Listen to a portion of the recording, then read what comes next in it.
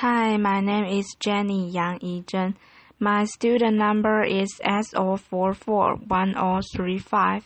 I'm sophomore. The title is Kathy Hall, Stories from a Home for Terminally Ill Children. I want to introduce you some very wise kids that I have known, but first I want to introduce you to a camel. This is Casey, a therapy camel visiting one of our young patients in her room, which is pretty magical. A friend of mine raises camels at his ranch in the Santa Cruz Mountain. He has about 8 of them, and he started 30 years ago because he thought horses were too mundane. John is out of the box thinker, which explains why the two of us have been such good friends all of our lives. Over the years, I have convinced him to shuttle those sweet furry bits up to hang out with our sick kids from time to time. Talking to John, I was surprised to learn that camels have an average life expectancy of 40 to 50 years. The life expectancy of many of the children with whom I work is less than a year.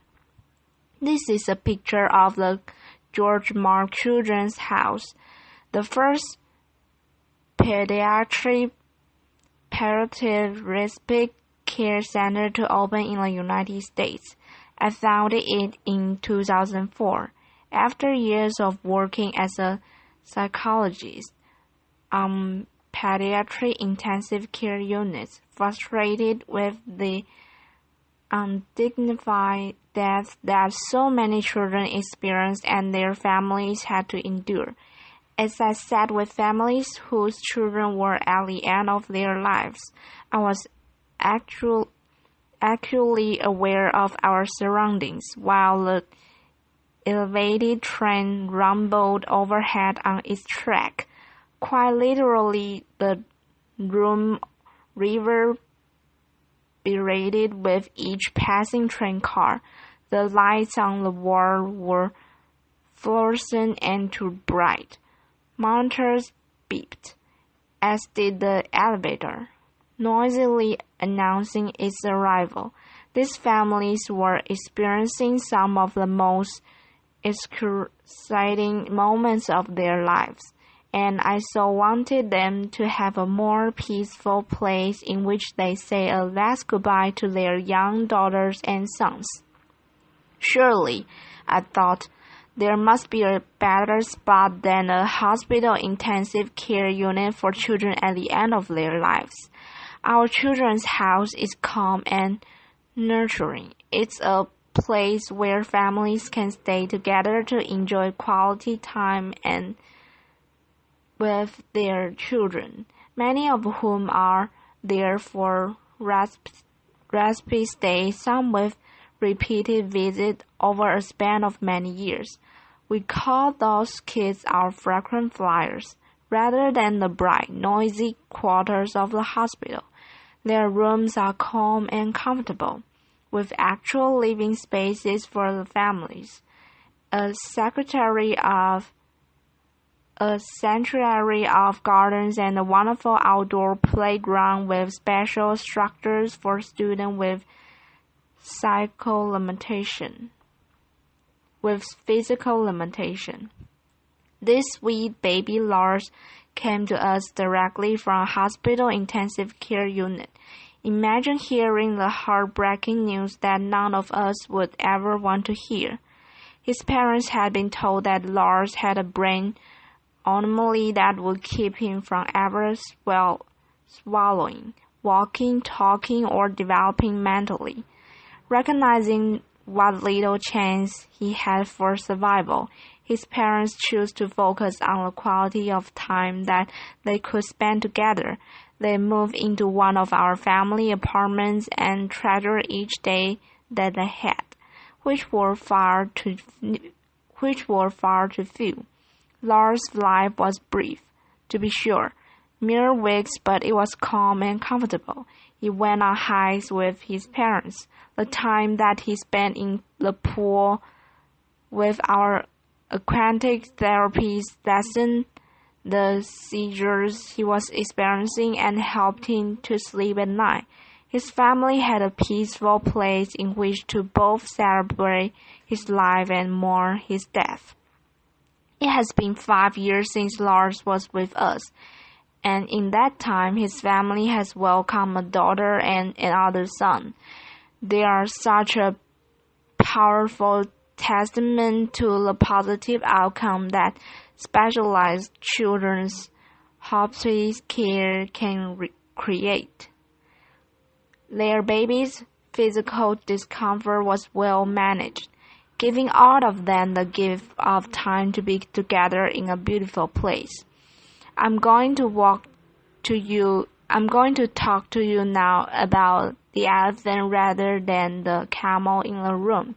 Very few people want to talk about death, and even fewer about children's death. Loss of children, especially for those of us who have our own children, is frightening. More than frightening, paralyzing, debilitating, impossible. But what I've learned is this. Children don't stop dying just because we adults can comprehend the injustice of losing them. And what's more, if we can be brave enough to face the possibility of death, even among the most innocent, we gain an unparalleled kind of wisdom. Take Crystal, for example. She was one of the first children to come for care after we opened our doors. He was 9 when she arrived, and her neurologist expected that she might live another 2 weeks. She had an inoperable brain tumor, and her decline had really accelerated in the week before she came to us. After settling into a room dressed entirely in pink and lavender, surrounded by the Hello Kitty accessories that she loved, she spent the next several days winning over the hearts of every staff member, bit by bit. Her condition stabilized, and then to our astonishment, she actually improved. There were a variety of factors that contributed to Crystal's improvement, which we later came to call the George Mark bump, a lovely, not uncommon phenomenon where children outlive the prognosis of their illnesses if they are outside of the hospital.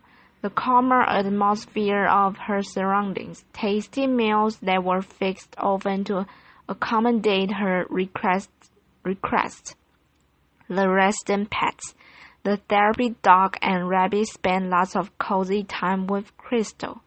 After she had been with us for about a week, she called her grandmother and she said, "Gee, I'm staying in a great big house and there's a room for you to come, too. And guess what? You don't have to bring any quarters because the washer and dryer are free." Laughter. Crystal's grandmother soon arrived from out of the town, and they spent the remaining 4 months of Crystal's life enjoying very special days together. Some days were special because Crystal was outside in her wheelchair sitting by the fountain. For a little girl who had spent most of the year earlier in a hospital bed, being outside counting hummingbirds made for an amazing time with her grandma and lots of laughter. Other days were special because of the activities that our child life specialist created for her. Crystal strung beads and made jewelry for everybody in the house. She painted a pumpkin to help decorate for Halloween. She spent many excited days planning her 10th birthday, which of course none of us thought she would ever see. All of us wore pink balls for the occasion, and Crystal, as you can see, Queen for Day, wore a sparkly tiara. One hot morning, I arrived at work and Crystal and her partner in crime, Charlie, greeted me. With some help, they had set up a lemonade and cookie stand outside the front door, a very strategic location. I asked Crystal the price of the cookie that I had selected, and she said $3. Laughter. I said that seemed a bit high for one cookie. Laughter. It was small, I know. She acknowledged with a grin. But I'm worth it. And therein lie the words of wisdom of a young girl whose brief life forever impacted mine. Crystal was worth it, and shouldn't every child whose life is shortened by a horrific illness be worth it? Together, all of us today can offer the same specialized care that Crystal received by recognizing that children's respite and hospice care is a critical component missing from our healthcare landscape. It's also interesting to note that we are able to provide this care at about 1/3 of the cost of a hospital intensive care unit, and our families don't see a bill. We are ever grateful to the supporters who believe in this important work that we are doing. The truth is that my colleagues and the parents and other family members who get to experience this special wisdom are in a unique position. There are only 2 freestanding pediatric hospices in the United States, although I'm happy to report that based on our model, there are 18 others under various stages of development. Applause. Still, most of the children who die in the United States every year die in hospital rooms, surrounded by beeping machines and anxious, exhausted adults who have no other option but to say goodbye under those harsh institutionalized and among virtual strangers. For comparison's sake, the United Kingdom, which is a country with about 1/5 the population of the United States and about half the size of the state of California, has 54 hospice and respite centers. What is that? I've asked myself that question obviously many times. My best guess is that Americans, with our positive can-do attitude, hold the expectation that our medical care system will fix it, even though it may be a childhood illness for which there is no cure. We go to extraordinary measures to keep children alive when in fact the greatest kindness that we might give them would be a peaceful, pain-free end of life. The transition from cure to care remains a challenging one for many hospital physicians whose training has really been about saving lives, not about gently guiding the patient to the end of life. The death of a sweet baby for whom we cared at the end of her life certainly captured this dichotomy when he reflected that there are a lot of people to help you bring an infant into the world, but very few to help you use her a baby out. So what is the magic ingredient at George Mark? The complex medical diagnoses that bring our young patients to us mean that our lives have been restricted, some to a hospital bed for long periods of time, others to wheelchairs, still others to intensive courses of chemotherapy or rehab. We make a practice of ignoring those limitations. Our default answer is yes, and our default question is, why not? That's why we took a young boy who wasn't going to live for another baseball season to Game 5 of the World Series. That's why we have a talent show put on by the staff and kids for family and friends. Who wouldn't be enchanted by a young boy playing a piano piece with his feet? Because his arms are atrophied. That's why we have a prom every year. It's pretty magical. We started the prom after hearing a dad lament that he would never pin a boutonniere on his son's tuxedo lapel. The weeks before the dance, the house is in a flurry, and I don't know who's more excited, the staff or the kids.